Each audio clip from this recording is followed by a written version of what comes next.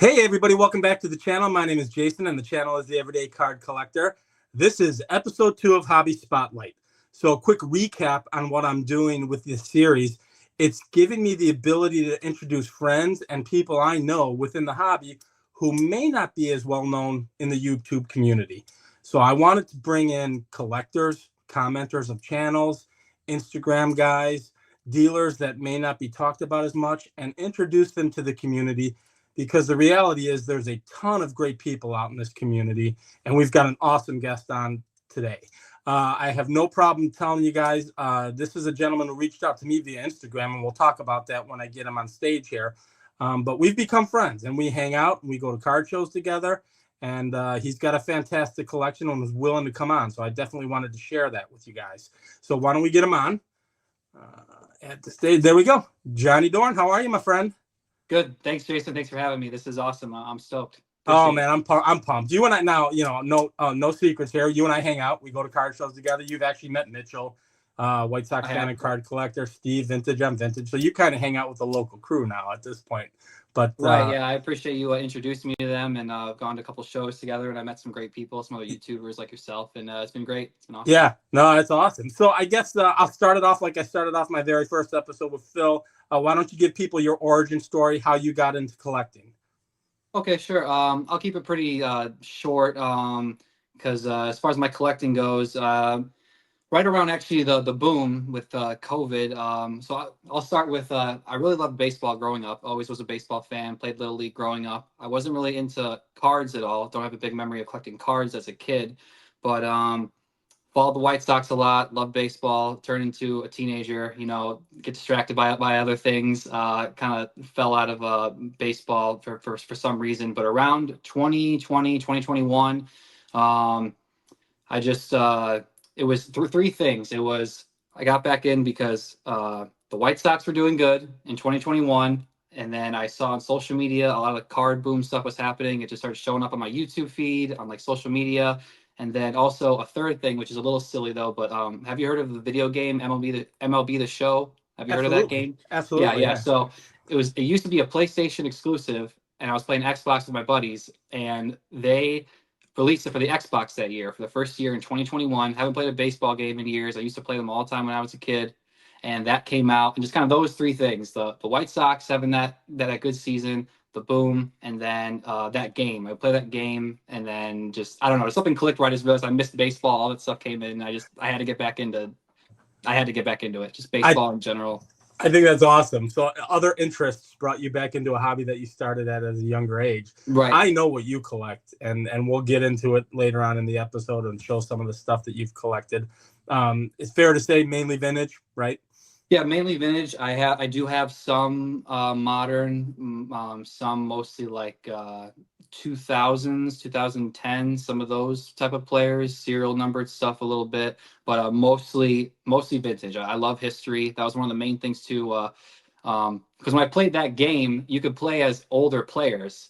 Like They had Hank Aaron, they had Willie Mays, they had Mickey Mantle, they had all these players, and I just started like clicking, the wheels started turning of just how much I wanted to learn more about the game, the history of it, and all that, and it just kind of steamrolled my love of baseball, and just kind of just went from there again. I'm addicted to it again. So sure.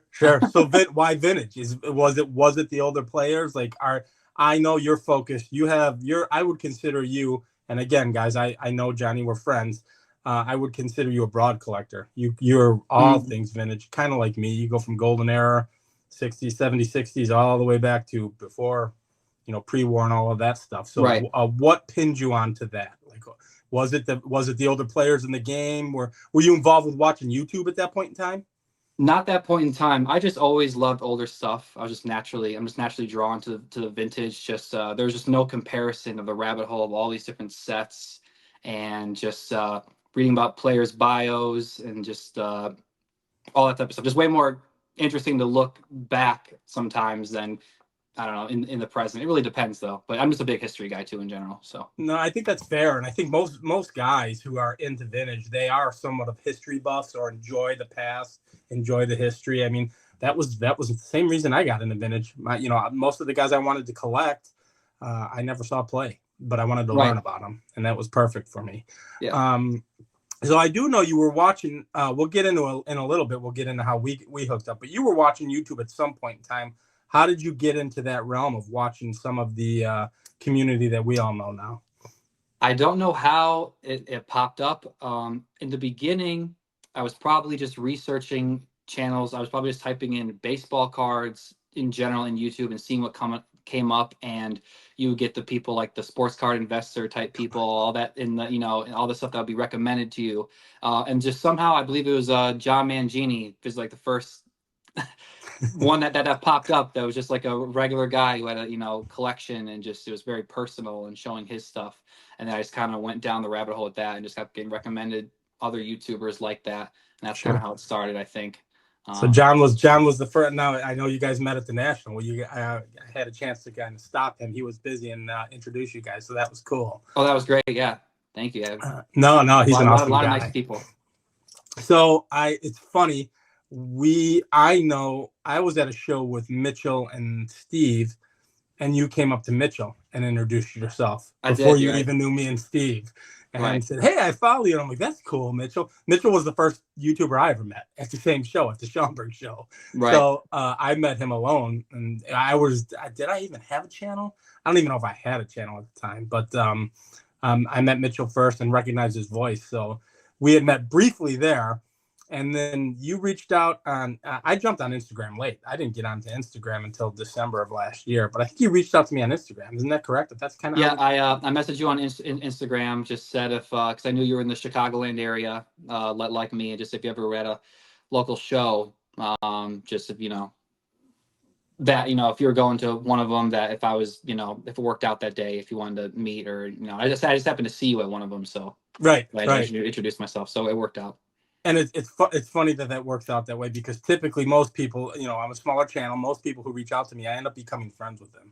So like Joe, who I go to all the shows with, Joe Rosen and Aaron Value Vintage, they came up to me at the first Strongsville I was ever at, and now we hang out. And there's another gentleman on Instagram who we need to get to a show together, and I need to introduce you to him. We all need to go to a show together. He's a real cool guy and has a fantastic collection. But typically, if someone reaches out to me, and specifically if they're local, we're going to hang out. I'm like, all right, let's go do a show. Let's go do something. So it's all that's what makes this community awesome. You don't have to have a channel. That's what I'm trying to do here is you don't have to have a channel to be part of this community. So I know what you've been buying lately.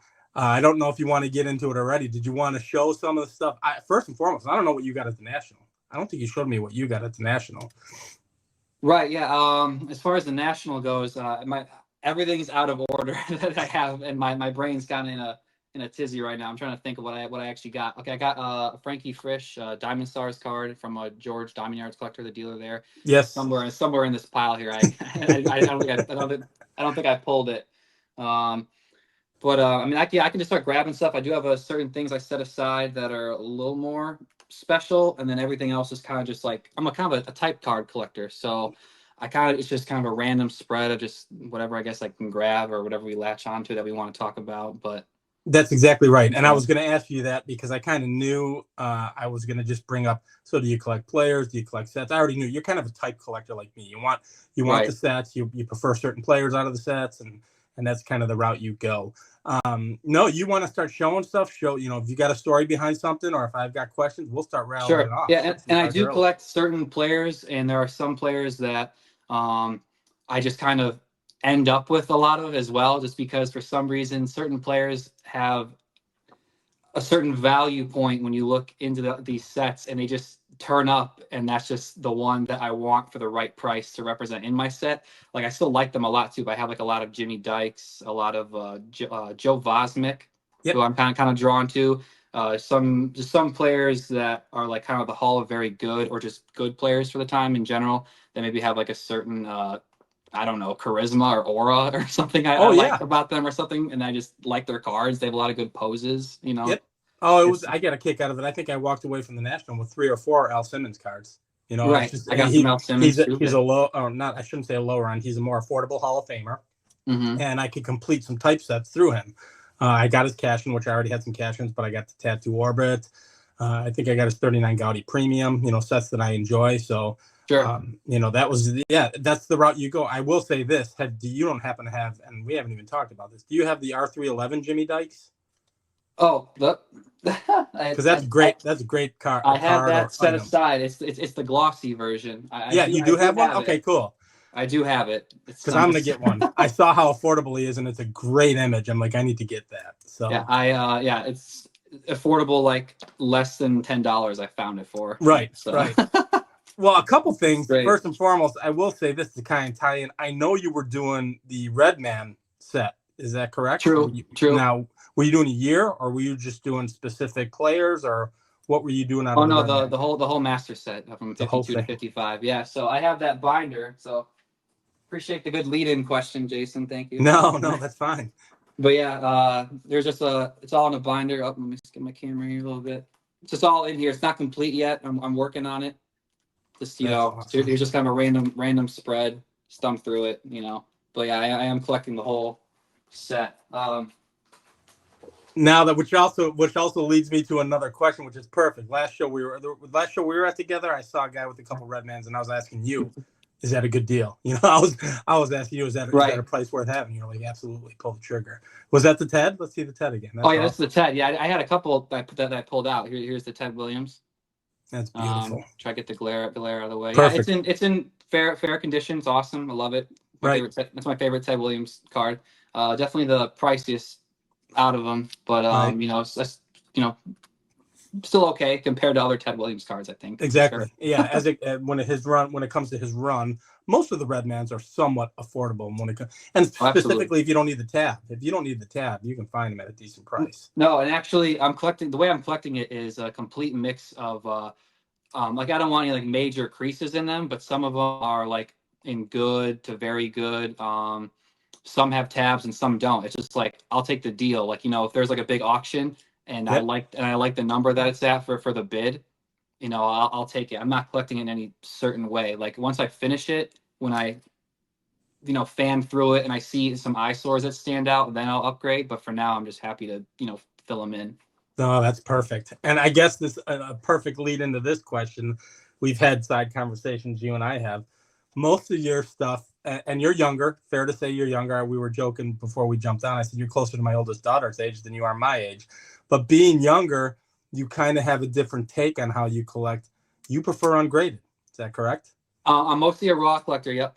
Yep. I'll pretty much only take a graded card if it just seems like the absolute right one for me and the price is right. But I won't pay a premium for a graded card. Like I wouldn't have a tenth of what I have if they were graded. Right. A lot of them. So.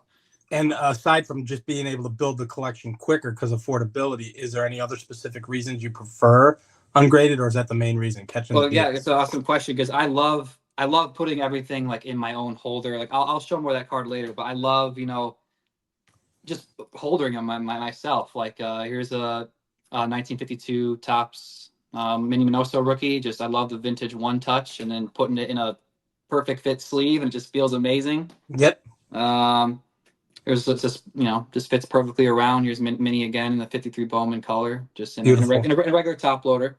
Yep. I have some other examples like that as well, but I love putting them in my own holders, and I just enjoy that process as well. I think that's awesome. I have leaned more and more towards that as time has gone on, and it's reflecting. Most of what I'm buying, a lot of what I'm buying right now is ungraded.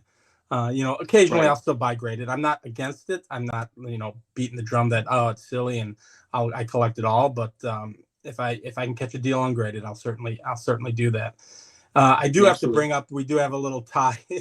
So we have a lot of similar tastes, right? We collect a lot of the same things. And I always have a running joke with my buddy Mike at Jayhawker Cards. He bought a DiMaggio card or DiMaggio Wheaties that I had in my want list for 3 months. And I'm like, no one's buying this. I'll wait for the price to drop. And he ended up getting it. We have a similar story. So I purchased this and I absolutely love this thing. I love this thing to death. This is the Jimmy Fox, the R311 leather. Right. And as soon as I bought it and it came into the house, I did a video on it. And you texted me 2 minutes after the video and said, I was the underbidder on That's that. right. That's right. And I said, dang, we need to keep in touch more, and then we won't bid each other up. Yeah, So, that's okay. Well, I didn't share this with you yet, but I actually I have it, and it's a little overboard. I have two of them. I guess. awesome. When'd you get them? Maybe a few months ago. So the only reason why I have two is because well, I ordered one of them and it was a good price, and then about like a week later, an even better condition one came up for even cheaper. So I had to get this cleaner one on the right, and I just have them next to each other because one's more of a beater, and Right. then one's more like completely clean, and it's just cool having them next to each other for now.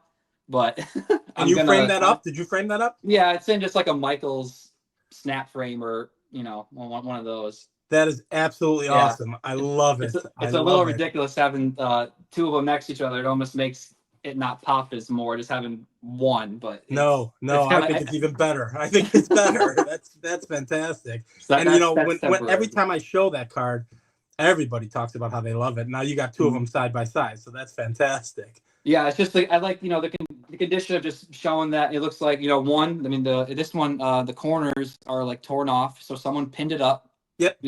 And enjoyed it. And then the other one, besides just a couple little bit of staining, probably just maybe that's sat clean. in the box forever, and maybe it was enjoyed, maybe it wasn't, but someone definitely pinned this one up and it got way dirtier. So it's just cool. That's part of the story. That's what makes it awesome. See, that's why I love this. And again, the mentality that you carry, Johnny, a lot of times it doesn't carry with younger folks. And I don't mean to be, I hope you're not getting offended. I'm calling you. Oh, younger, no, I'm an old soul. No, yeah, that's basically that's perfectly said. It's like you're an old soul. You have the mindset of like older people, and that's how I think that whole thing and showing the beat up one next to the nicer one. What an awesome! I think that's fantastic. I think it's great. Right. So. Thanks. I appreciate it. And then do you have your Jimmy Fox Wheaties next to you? I do not. I didn't. I typically when I do this, I didn't bring any cards out. So you break out whatever you want. Oh yeah, because this one we're connected in a way too, because I was looking at comps of this one, and I haven't holdered this, but you made a video on it and showed it, and then actually before I watched that, like 10 minutes before, I actually bought this copy, and then it was the reverse order from the Jimmy Fox from the other one, where I bought it, and then I looked at your video, and you just bought one too, and I had no influence. I didn't see you buy yours. Right. Yeah. We basically bought them at the same time for all intents and purposes. Right. But what's awesome about that, it goes back to the fact, and I beat the drum about the pre-war oversized, and I don't want to beat it too hard. That's all I've been talking about for months on my channel. But the reality is, you're looking for a deal and you want plain day stuff. That 39 Wheaties and that RO311 of Jimmy Fox are two of his best images, in my opinion. Mm-hmm. And you can get them for half or less than half of the price of a Gaudi or something of that nature. So, that's why I love it. If you have the room for oversize, then I tell people, you gotta go that route. And it's gonna my feeling is at some point in time it's gonna catch on, and people are gonna start to jump on it a little bit harder, and gaining a little momentum now because we got enough knuckleheads like me talking about it on YouTube. But it'll catch momentum. So sure. And which Joe DiMaggio were you looking at? I want the 39 Gaudi Premium, the 39. Okay. Yeah, not a Wheaties one. I do want the Wheaties one. So it was the 37. I don't know which series it was. I'm terrible with the series. He has a few of them, but I have this. That's the one that I wanted. Okay. Yeah, that's the one. So Mike J. Hucker cards, he's got a beautiful one, and it was ungraded, and it's in perfect shape, almost to the point where I looked at it and said, that might be one you want to grade. There's one online right now. It's $100 more than what he paid. And it's not quite as nice as his. And I'm like, maybe I'll just pull the trigger and buy it. So yeah, this one's the colors on it are great. It's just someone put staple or ring holes in them that I barely see when I look at from a wall or a distance. So it's whatever. But the colors are great and the image is great. That's exactly right. That is absolutely right. That's perfect. And you get it at a discount. It's got a little.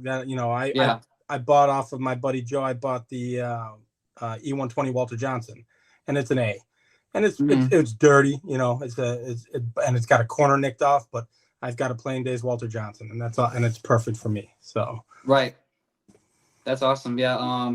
Well, one thing I'll say about kind of like golden age stuff versus pre-war, as far as like condition tolerance, I'm definitely more tolerant on the pre-war stuff having that type of damage, because to me at that point, once it reaches like a certain age, it just kind of becomes more like it's still a card, but it's almost like a piece of ephemera or something at that point where I can deal, with certain things if it's that old to me. I Or like I a agree six 100%. or like a '60s card, I don't want holes punched in it, Right. necessarily. I mean, Right. What I have seen myself doing lately is, getting back into the hobby, 4 years ago or whatever. Initially it was I wanted really clean graded cards, and that's kind of, fours and fives were my wheelhouse for golden era stuff, not massive, sevens or eights or anything like that. Now I've gotten to the point, much like you said, I can accept more on pre-war stuff. So writing on the back and things of that nature. That hole on that DiMaggio, who cares? The thing, hmm it's 99.9% awesome, and if you don't see that, then who cares? right, What I find with the golden or the 60s and 70s stuff, I'm even downgrading on that, going, okay, I just want the card. It doesn't have to be like, if it's a 71 tops, it doesn't have to be crispy clean. As long as I've got a well-centered one, I'm good to go. And I've right, kind of, my expectations of what I'm purchasing and what I'm looking at, I've lowered the level or the expectation of the card, how good the card is as far as in shape it's in order to collect more. And that's and that's just the right. main True. reason why I Yeah, just want to absolutely. keep building the collection. So, but Yeah, that's definitely. awesome. Yeah. So yeah, I wanted to show that I wasn't rubbing it in. I'm like, and now you got two of them. That's But awesome. that was completely just happenstance, where I was happy with the first one I got, which was the more worn down. But then, like a week later, that an even better condition one for cheaper than I bought that one for. So I was stubborn. It's like, okay, I got to get this one. Like, there's no way. That's right. I And will. then maybe, I'll I'm not really, I don't really sell a lot of cards. But I might move on from the other one, maybe. Sure. I would. But I'd keep them just like that in that frame. That thing is awesome. So yeah. yeah, I mean, I don't know if you wanted to go ahead and share some things. I know we've kind of whipped out a few things there, but if you got stories behind cards or anything you want to share, Sure. feel free. Yeah, like I have a lot of different sets and everything, but I just kind of pick a couple more, unique ones maybe that I think are kind of cool. So I like Z-Nut cards a lot. I have a binder full of them, but this one's neat because this one's from 1916, and it's a pitcher, Harry Krause, who was a pretty good pitcher in the major leagues. This is for the PCL. This is later Right. after he was a major Yep. leaguer. But what's neat about it, and the only reason why I really love it, is because if I'm sure some people are familiar with Rhett from why am I forgetting his channel name all of a sudden? Is that the Zenut guy? Yeah, the Xena guy. Yeah, I'm I sorry. was going I'm to ask sorry. you if I'm you. forgetting his channel. Stars Yeah, of the I forget Diamond. it too. I know. Stars Yeah, of the I know Diamond. exactly what you're talking about. Yeah, Stars of the Diamond. So he has an Yes. eBay store, and he made a video where he had an entire binder of Xenut cards that belonged to a little boy, and it was his collection. It had the provenance and everything. He had a picture of himself in it. People should watch this video. It's awesome. And then Rhett, it was a really damaged binder, and he wanted to keep everything intact, so he had to remove some cards and remove pages in order to actually kind of salvage it. But it has this residue on the back, like scrapbook, and you can pinpoint in the video, that this was from there. That's cool. That it was removed from the album. So it just has a provenance of just knowing that, because all these cards, came from someone, back Yep. then. But to actually put like a picture with a face of like a little kid with his friends, like collecting Xenut cards, and back in the early 19 teens, Right. and it's Right. just like you can put a face with a name, and just like it's just awesome. It's just kind of priceless to me, just to actually put it with a name and a face. No, that is fantastic. That is absolutely. That's part of the reason we collect, right? The stories behind it. Now, did you see Mhm. him at the National? I He had a did. booth. Yeah, he had a booth. Did you I pick visited his anything up? booth. Did you pick anything up? I didn't at that time, but I Okay. chatted with him for a while. Okay. That's where I officially met him. I knew of him, but I never met him. And then I'm like, wait a minute, you have a channel, right? And then we started talking after that. So I think Mangini actually highlighted him on one of his videos Right, at the that's right. National. Yeah, he did. Yeah, yeah. No, that's awesome. What else you got cooking? So here's another Xena card. This is my favorite one in the set. This is one of my favorite images on any card. It's the 1911 Xena Harkness. Oh There's wow. there. Just that pose, just the size of the card. I just absolutely love it. That is awesome. It's just badass. I don't know. No, I'm gonna That's need pretty to much start it. getting into Z nuts now. Yeah.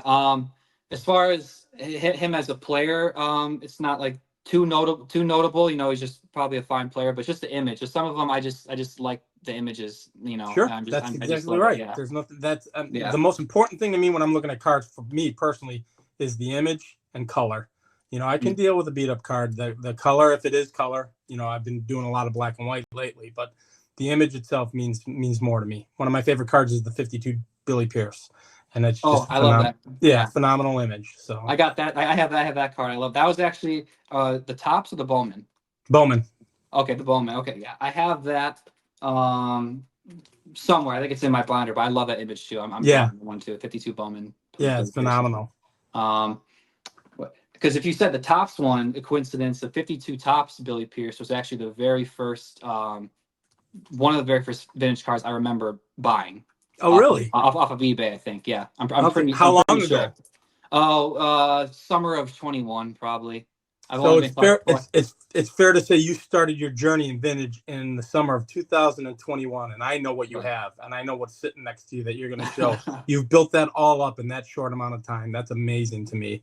Oh Right. my God! Well, people will see when you start showing stuff. So keep that in Yeah. mind, folks. He started collecting vintage in the summer of 2021, and you can see all this now. Yeah, well, I just like a lot of stuff, and you know, it's not like I even like I pay a lot for this stuff. You know, I like so much that I have a lot of eBay searches, and I'll take the deal of what I can Right. find. Like to invoke Joe Redneck Collector, like I'll take the deal. Right. Right.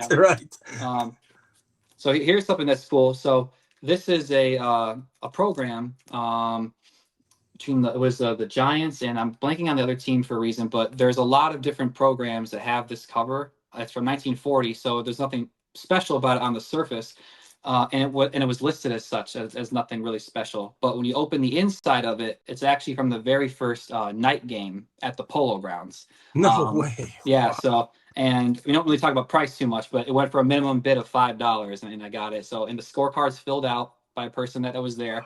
It's really fragile, so I looked at it once and I put it in here. Right. Probably should have taken a picture of the inside. I think I did, but the scorecard is filled out, and I verified it with the box score from that day, and it was from the first night game in 1940 that they had there. The Polo That's Grounds. awesome. Awesome So piece, yeah, dude. yeah. That's So phenomenal. yeah, so generic cover that you might see a lot on these, I think, from that time with these like advertisements, but the inside is what's cool, what's important. So Do you ever see them online at all? Ever or same one or similar? I don't know how I happened across it because I don't have like um, programs as like a safe search or anything like that. So I think maybe if something pops up on like an auction, like a card, you know, you'll also check the seller. What else are they doing? Right. And Right. that was there, and I just happened to notice it. You know. Okay. Do you buy now? I know you're a big eBay guy, and you go to shows. We hit them up together. Do you Mhm. have you ventured into the auctions yet at all, like REA or anything of that nature? No, a lot of that stuff is out of my league. I think. I mean, I do have some cards, a few that probably go for what those type of auctions go for, but most of my stuff I've compounded are mostly maybe in like the $20 to $30 range. Like those auctions are out of my. That's my world. That's why I haven't done an auction yet either. I'm in the same. Yeah. I'm in the same boat. So Right. I look at the prices and go, not yet, not yet, not Yeah, yet. but I do eBay mostly, and then Twitter, and then Reddit is actually pretty good. There's a couple subreddits that are Oh, vintage really? baseball card related, and they do sales on there too. I have a number of cards I got from Reddit as well. Oh, I have to check Mhm. that out. That's Yeah. interesting. Are you on any? Are you on Net 54 or I anything? tried to do Net 54. It's probably just on my end for some reason. Whenever I try to log in and I try to look at a post, they say that my account isn't verified and all this stuff. So for some reason I'm having trouble with Net 54. But I do read if I have questions about a set or something, and I can look at the board like the forum. I do read it, but no posting myself or anything. Okay. How about Facebook? Do you do Facebook at all? Facebook, I tried. I think once. I think most of them were just a lot of auctions that I weren't interested in. I think potentially I need to Okay. give it another college try. But I found some weekly Twitter sales threads I follow have been more fruitful for me personally, and then Reddit That's cool. I got to and then check eBay. that out. Yeah, Okay. I didn't yeah. know that. Yeah, a lot of like Howard Chasser, who's the deals in a lot of the oddball stuff. He's been on a couple. He's been on Theo's channel and a couple other channels. He's a pretty big dealer. He's got an oddball I guess it's kind of a Discord or a group on Facebook, and people are constantly selling on there, and occasionally you'll find some real cool stuff. I haven't done the Facebook thing either, and I know a ton of my friends, Aaron and Joe and all those guys, they all do that, but I haven't done it yet either. I think it's because when I looked in some of them for like maybe like a few days, they would pop up, and there were a lot of like high grade PSA stuff that they were auctioning off that I can't do or I'm not interested in. So I didn't, I'll stick to my eBay save searches. I think. It's just easier. I'm the same way. I will dive in at some point in time with auctions and Facebook and things like that, but right now it's eBays and shows for me for all intent. And my buddy Joe, shoot, most of my stuff I've been buying lately is off of him. So, but no, I'm the same way, and it'll turn. I'll develop other things, but right now I'm just having fun doing it. And right now I'm not really buying a ton. I'm kind of in like just kind of chill out mode. So. Right. I've slowed it down a bit too. I've accumulated enough now where I'm, I could want to enjoy what I have more. But I was definitely buying a lot more a couple years ago than I am now. But right. Absolutely still do, of course. But so what else we got? Go ahead and show us some more. So I'm not a huge autograph collector by any means, but when I see something kind of unique, or maybe it's like I can tell that it's a Playing Days autograph, or it has maybe a little bit of a story, and you can tell. So I'm kind of a big Monty Irvin guy, and hopefully glare there. So that is in Penn, and it's on an exhibit card, and then it's stamped on the back. The year got removed, but I did some research, and it's definitely from the 50s that it was sent out. I have a couple more like this in my collection that I forgot to pull out, but it's I looked up I forgot the name of the YouTuber, but he specializes in autographs, and looking at this autograph from Monty Irvin, it's definitely a Playing Days one as opposed to an older years post Playing Days autograph. So I don't know if he got fan mail or something, and then if he had this on hand or the collector. No, I think that's awesome. Gave it to him and mailed it to him. But it was dated July 15th out of Cincinnati, Ohio, and then I wish the year wasn't like it has like paper loss. Right. But it's definitely from the 50s based on a lot of the research that I did, and where he could have been on that July weekend, like it was like a Playing Days weekend or something, and he was in town in Cincinnati, and I looked up the box scores, and there was a game, and that's awesome. And try to trace it as much as I can. So that's kind of cool. Here's the one Cracker Jack card I own. I guess I'll just kind of go random now. I don't know if it's pronounced Schoten or Schotten, but he was the first manager for Jackie Robinson, the first full-time manager. Yes. So very cool. So it's a 1, and it's absolutely beautiful. It's only because there is a pinhole right here that you can't pick up on camera. That's the perfect kind of card. It's absolutely beautiful. Find that small pinhole, a little paper loss on the back, and you're good to go. Right. I guess I can just kind of rapid fire some Golden Age stuff with some of the. I'm really big on 1954 to 56 tops. I love the more oversized earlier ones, like so there's 56 Mays. Here's this one just happens to be graded because I just love this copy. Here's the 55. You didn't crack it Mays. No, that one I'll keep in there. And you got this card recently. This is one of my favorite Monty Irvin cards, the 53. Yes, got it at the National off of Dan Steel City. Mm-hmm. We were sitting in his hotel room eating pizza, drinking beer, and he had a bunch of cards, and he was selling them. I said, I'll buy that. So right. Did I just show this or not? This is my favorite Hank Aaron. That's my favorite Hank Aaron as well. Yeah, I think this would be people's more favorite if it was his rookie. But, right. The 54 became such an iconic card. I actually like the look of that card better. Yeah, and it shows him batting. Yep. In swing. Where the rookie, he's fielding, which is still great. But picturing him as a batter. Right. That one's in good shape. Mine's like a 1.5, I think. Mine's a 1.5. Yeah. Okay. Not everything's gonna be picked up on camera, but it has some issues. But there's no snowing on his face, anything like there. You can't see how like poor the corners are. But right. Doesn't matter. But, sure. But still high appeal. My appeal. You're exactly right. 56 Jackie Robinson. Yeah, I need it. I need to add that. Favorite. Love that. 55 Ernie Banks. 54 Yogi. All of them in fair-ish to good condition, with good eye appeal, and Luis Aparicio, rookie. Rookie. Love Perfect. that. Oh, we didn't What mention. I else? guess it's fair to say you are a Sox fan, Oh right? yeah, And I didn't absolutely. tell. We didn't say that up front. So Oh yeah, big White Sox fan. Yeah, we can go down the. I think I left a little pile here of White Sox stuff that we can kind of go down the rabbit hole of. I like Redmans. yes, I got a binder, more of those, but I pulled out my White Sox stuff. Let's see here. Oh, here's the 52 Billy Pierce. beautiful. So that was the first vintage card, which is a beautiful card as well. Yeah, Yeah, I'm pretty sure it was. that's Um, awesome. 51 Bowman Nelly Fox rookie. Rookie, beautiful. Uh, and this is the Mini Minoso. Yep, there's his Bowman. Yeah. And then there's the argument of technicality. We can just for fun be like, is this really a rookie? Because he played for a few years before this, Right. all that type of stuff. Right, Yeah. right. And it really gets tricky once you card. get into pre-war too, because there are issues of guys well Yeah. before what's considered their rookie card. I'm not a big rookie card guy either.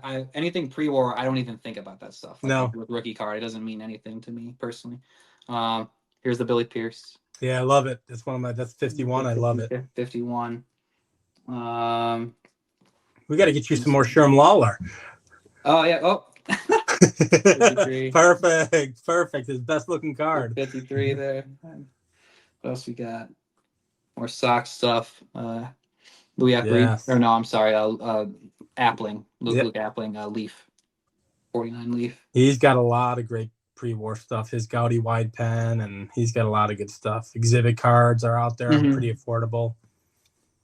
All right. He's an undervalued Hall of Famer, and he was Mr. White Sox until Frank Thomas came along. He was the guy. So absolutely, yeah. Here's just two different variations of exhibit cards. Yes, perfect. For Appling. Oh, I love that one in your left hand. What year is that? Do you know what year that is?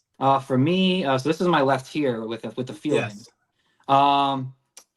This is definitely the later one. This is the Salutations. Oh, this one's the Salutations one. And then this is like the 47 to 66. Oh, I gotta find that one. Oh yeah, that's a throwing position, and this is the Salutations. Yeah, I was actually just looking at the Salutations a couple days ago online, but I don't think I've ever seen that later one with the big socks across his chest. That's phenomenal. Yeah, that one's cool. And then Chico Carrasco and Billy Pierce again. More just and then like my Sox pile. Mini Minoso, 52 Redman. Yes. That, and then I have I forget which year bazookas these are, but I put the Louis Aparicio and Nelly Fox next together. They're trimmed around the side, but I put them in one top loader just because I think it's sick. I think those are 63s. I think they're 63s. Not positive. I'm not a bazooka. I know the 59s and the 68s. I think those are 63s. Someone will correct us. Yeah, I got these in a lot for very inexpensive. All like the graded bazookas from different years I haven't really gotten into because I like them, but not enough for the prices a lot of them go for. Yeah, and the graded ones are getting up there in price. If you want a number on it, you're going to pay up for it. And that right. I'd rather have it like you have it, quite honestly. Right. So that's some random sock stuff there. What else can I shoot around here? I think this is the one original wrapper I have, 34 Gaudy. Oh, that's awesome. Yeah. That's awesome. Yep. Not like a pack. I don't have any like original packs. I'm not a pack collector even really, but it's like if I see it for a good price, I'll take it. If I just happen upon it. I wanted one original wrapper of something, so I have 34 Gaudy. Are you familiar with Aaron showed one on the video he did today, Overland Candy? Yep, I'm familiar with that. Yeah, I love Aaron value vintages stuff. Yeah, the 36s. There's one online right now of Lefty Gomez, I think, and it's got a tear in the corner, and it's going like those things get pricey quick. They're tough to find. I think the Lefty's going for like $80. I'm like, oh, that's a good buy. I mean, if you don't mind, perfect for like you and me and how we collect. I'd go, oh man. So I kind of saved that one off. Yeah, don't have any of those. Oh yeah, is this the Jimmy Dykes? Yes. Isn't that awesome? What a great image. I love that. Yeah, that's fantastic. You can find that for like I don't know. I've seen them for $15, and that might even be an overpay. I don't even know if you can get them for $10 or something. Right. Well, this was a coincidence where on Dean's cards, I know they have a reputation for being like really like overpriced sometimes, but if you dig sometimes, they have some stuff that go for next to nothing. Like this was $4, I remember, and I bundled it Oh, in with really? yeah, it was $4, That's and it just it phenomenal. has a tear right there, but all the rest of Right. it's really great. I think it might be trimmed as well, but Yeah, but so I couldn't what? say no Right, exactly. for four You're not dollars. grading it, so who cares? It's still an awesome image. Right. Um, Here I just got this recently. This is a brochure for Dizzy Dean for Grape Nuts cereal. I forget the exact year, but it's a brochure to win prizes. I've seen that. I've Um, actually seen that. And it's kind so of I'm affordable. I want to get one. oh yeah, this is very affordable compared to like his regular cards, Yep. and it's still like a playing days image piece Yep. of ephemera, whatever I call it. So Yep. Exactly right. I love it. Um, what else could we do? Um, oh, I'll show this. So as far as my Redman set goes, this one might be my favorite, the 52 Oh, Willie yeah. Mays. That's a good one. This is the only one I have graded, just because they go graded a lot. Yep. So this would be once I complete everything and I feel like snapping this and then putting it in, then I will. And it's just whether I want to upgrade it or not, because the front is really good, but then you turn it around and then Right. Well, but if you're gonna upgrade it, I'll buy that one off of you because I don't have yeah, it. for sure. Well, the reason why I didn't mind that is because A, it went for a great price, and then B, all the backs are generic in a way where once I already have a bunch of Right. 52s, I know what the back looks like and how it reads, so I'm Right. perfectly fine Exactly. with that for now. So I don't really care. No, that's Uh, perfect. No, I do get a kick out of it because I don't know. We were talking a couple months ago, and I think you had texted me and you said, "I'm thinking about cracking something out." And I said, "You're gonna crack it out?" And you're like, "Yeah, I want it ungraded. I'm thinking about cracking it." I oh, think I'm the only guy that who was this says guy. this. That was this guy. Was that guy? Okay. It was in a big case that's the same size of this one, Right. and I just didn't want it in there, and it's a gorgeous card, and it had the big one on it, and I don't know. I Um, think that's awesome. I love it. yeah, now I don't have to see that, Yep. and I absolutely love it. because there's like one ding corner, and that's like all I could see. It's not folded in half. Oh, look, oh, here it is, because there's writing on the back. That's all it Right. was. There's Of writing on the course. back, and then it has the maybe they didn't even know or understand. I mean, that's like a manufacturer's mark for Collins McCarthy Company. Sure. So maybe they Sure. thought that was writing too, but someone else wrote up here. So I don't know. Okay. But that's the only reason why it's a one for a technicality. So That's forget that. awesome. So you went ahead and cracked it then. Yeah. It's it's not for sale. It's in my collection forever. So That's I'll right. crack it out. Exactly right. um, let's see. I do have to Oh, comment while you're digging. Are you wearing a Scott Reindeer Studio oh shirt? yeah. That a Oh yeah. boy. Yep. I got a few of those. I love it. Yeah. Shout out to Scott Reindeer Studios. I love the shirts. Um. Here I got some 39 Gaudi premiums. Let's see. And I wasn't. You might have to correct me if I'm wrong. I didn't know that the color variants were actually different sizes. So I don't know if I'm getting my set mixed up. And I'll hold these side by side. I'm gonna tell you, I don't know exactly either. Like the B versus the this and the that. Yeah, Yeah. right. So the black and white one is larger, and then the red tint one is smaller. And So they both uh, have. that's So interesting. I think that's quite a bit different in size, and maybe someone will reach out to us if Mangini watches this. Maybe he can comment on it. But because I have the sepia Bill Dickey, and it's the same size as like the Al Simmons black and white, and so the, here's the I black and white. yeah, and I think there's three variants of the premiums. I think, if I'm not mistaken. So I'll have to look that up. So I'm honestly don't want to comment on it because I think I'm going to be wrong. So Yeah, but I think they are. I don't know. They both have the same like similar types of write ups on the back. But yeah, I right, don't right, know whether which there's are the phenomenal. Ernie Lombardi. Yeah, that's a great one, and you can find that. You can find that for $12. Yep, I love the lefty. Yeah, some more of those. I have a few of these. I think they're underrated. The R315 Anonymous, Yes, 1929. I think it's a little disputed about which year it actually came from, but this is Riggs Stevenson, a really underrated player for the Cubs. You know, high batting average, just not for a long enough amount of time, but he was a right. good player for a shorter amount of time. So I really like this set. I love the nameplates on those. I think they're awesome. Right. Um, I have the, like I said, I brought all my stuff out of my closet and I'm all in disarray. I have the, who else do I have? The Paul Wayner in that set that I wanted to show. And I can't find it in my stack here at the moment. But I do have the Paul Wayner from that set as well. Did Oh, you pick up a Propaganda's Montiel? I thought you had one. right. I do. It's I don't think I brought it out, but it was a Red Sox pitcher. I forgot his name. It was very inexpensive. I just wanted the set represented. Right, I right. forget I forget the name of him because I didn't buy it specifically for the player. It was just such a good price that I wanted the set represented. Yeah. I forget the pitcher's name. I need And to. you've got that ungraded, right? So I mean, you can Yeah. really tell how thin those things Oh are. yeah, like that was another thing of why I like the raw cards. I like to hold them and see how these actually feel and see how thin they are. Some of them I can't do with that because I refuse to buy them raw. Some of them, like I'm not gonna buy a Cracker Jack raw. I don't have enough experience to know Right, right. some of these. But for that one, I was comfortable with it and I could tell it's authentic. Yeah, there's actually a guy at the National in Cleveland. I was walking around with Alex Bowman 53, and we found a table, and he had like 15 or 20 of them ungraded. Mm-hmm. No Hall of Famers or anything of that nature, and they were a good deal. So I'll have to keep an eye out for that guy. Yeah. Pick one up for you, so you have two. Yeah.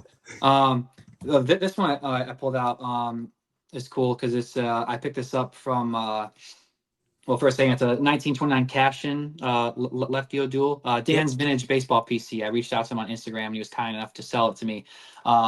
It's just cool kind of how it works through the YouTube is that Sammy Thunder was filming, I believe it was a Brooklyn card show. Yep. And Dan was a dealer, and I just saw it on the table from Sammy taking footage of it. And he had it first, and then Dan's Vintage Baseball PC had it for sale. And I just reached out to him like a few days later, like, hey, did you sell that at that show? And then he said no, and like, I'll be happy to sell it to you. So I got this Leptio duel. If you ever need anybody's number, you get a hold of me. Did I give you Dan's or? No, I reached out to him on Instagram. Okay, because if you need, we can get you a quicker tie-in. If you see something and you know who it is, get a hold of me. Go, hey, do you know this guy? And I'll get you the number right away, or I'll call him. Thank you, appreciate it. So that's part of what's awesome about this community. You can get the tie-ins real quick. So right. This I just got in recently. It's my first playing days. Walter Johnson as well. You just got one recently too. Yep. It's what's the designation? It's a strip card. W590. W590. Beautiful. Yeah, beautiful. Got that. Where'd you get that at? eBay. Okay. eBay. And apparently had 1925 to 1931. So it's kind of in like a gray area of I believe in some of the research I was doing is that there's potentially two printings of this set in 2 different years. So it's kind of a gray area of he was a player, but he was also a manager as well. Correct. So, but right. Yeah, I'm gonna treat it still as playing days. Heck yeah. And when it comes down the road and you get another one, then you can say, okay, now I got one, and then keep them both. Right. Oh, here's a good one. The 1910 sepia postcards. This one's of Gabby Street, Walter Johnson's catcher. So that's fantastic. That. Yeah, I wanted that represented, and that image is just freaking awesome. I know, that is awesome. That is fantastic. Yeah. Here's what the back look like. Just blank back, of course. Besides, postcard back. But yeah.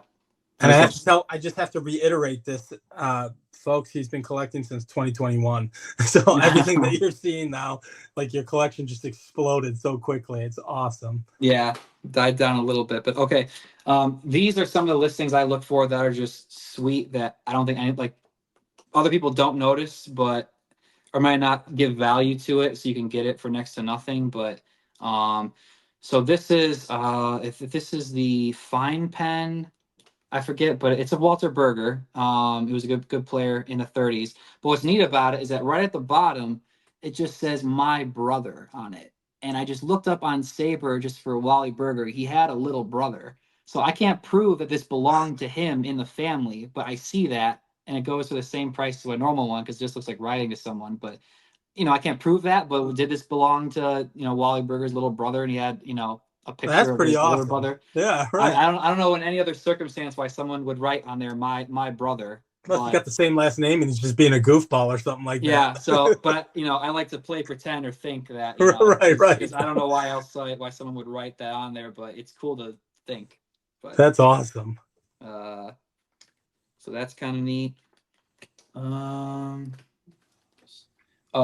Ted Lyons, the W517. Yep, I love that image too. That's in really good shape, Johnny. Yep, it's in pretty good shape. No creases or corners. Just this, when they tear it off, it wasn't perfect. Right. Right here, and I don't have the condition nitpick, but just that little corner wasn't torn off perfectly. But other than that, it looks fantastic.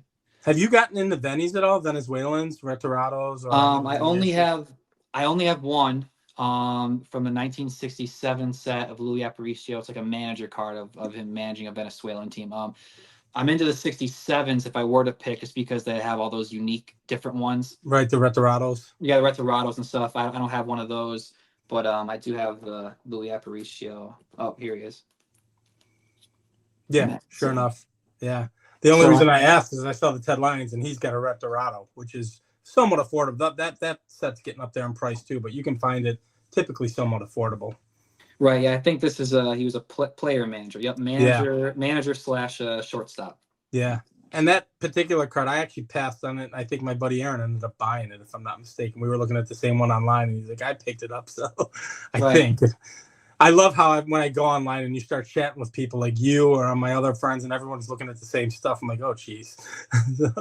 Yeah, here's speaking of foreign issues, like Latin issues, Caramello Deportivo. Yes. This one's of Sandy Consuegra.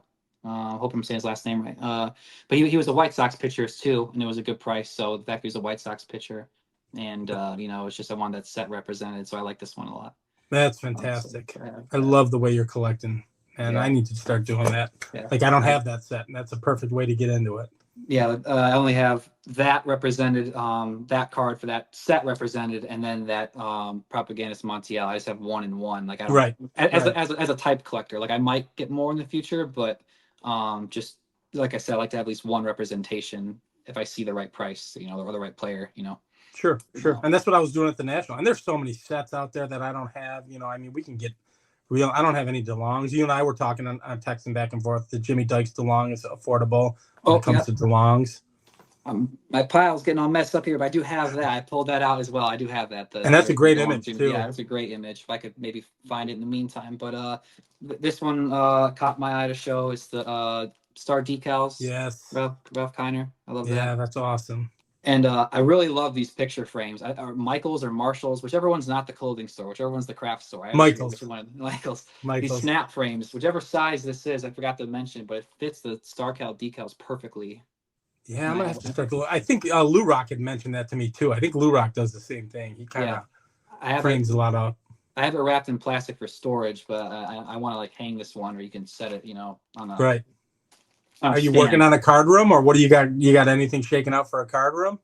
I do have my extra kind of playroom, that second bedroom, that my girlfriend lets me have for all my stuff, all my crap. So this is my card room, but in an apartment, I can't really be hanging stuff on the walls and doing damage or something. So it depends. So in my house someday, I hope to. Yeah, for sure. Does she think you're nuts with your collecting? Like, does she understand? Probably just a little bit, but she's supportive, for sure. But cool. Yeah. That's awesome. Absolutely.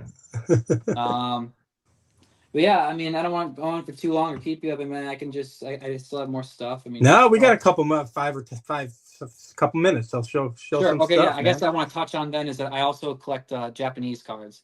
So let me see what I could show from that. Do you follow JP Wisco at all? I do. Okay. I watch his videos for sure. So Sadaharu here's kind of a neat item. It's a little matchbook. That has matches in it. It's for it's like a milk carton ad. It's Sadaharu the all-time Japanese home run leader. Yep, and it used to have matches in it, but it has a cool little image. Some of his cards have gotten up there too. I mean, he can be expensive. Yeah, but this has an image of him, and this was only like $20. Right. Here's a oversized card of Beto. I love that one. That one's just absolutely awesome. Great image. Yeah. That image is just amazing. What else? Oh, this one's for you, Jason. As far as the set, I don't know why I'm blanking on the year, but it has the same exact vibe as the Auravision records. You can listen to this. I don't know what it sounds like, but it's of Nagashima, and it has that same. There's the punch. Really? Yeah, it's like a record. It has the the lines in it to listen to it. Sure. Oh, that's Yeah, awesome. I think it's 1964. I forget the designation in it for it. Okay. But I didn't know. I'm not familiar with that. I'll have to check that out. yeah, if you're gonna get one Japanese card, I get one from this set. It has, Right. Particularly for me. Yeah, I can share that with you again later. Or Yeah. we'll tell you what the set is. Um, and then a lot of Japanese cards, I just when I see them cheap, and I just think they have amazing images on them. Like it's kind of hard to keep up with all the different sets, whether they're they're Mankos or they're bromides. It's a whole other world. But if I just see cheap sets or cheap cards, rather, just have great images, I just think are really cool. These are from the late 40s. What other ones are pretty cool? Just ones I think are cool. Cool. I need to, it takes time to, translate the back and look up all the players and everything. And, but I just think there's just some images. Just the aura of baseball. That's all I care that's about. exactly right. That's absolutely right.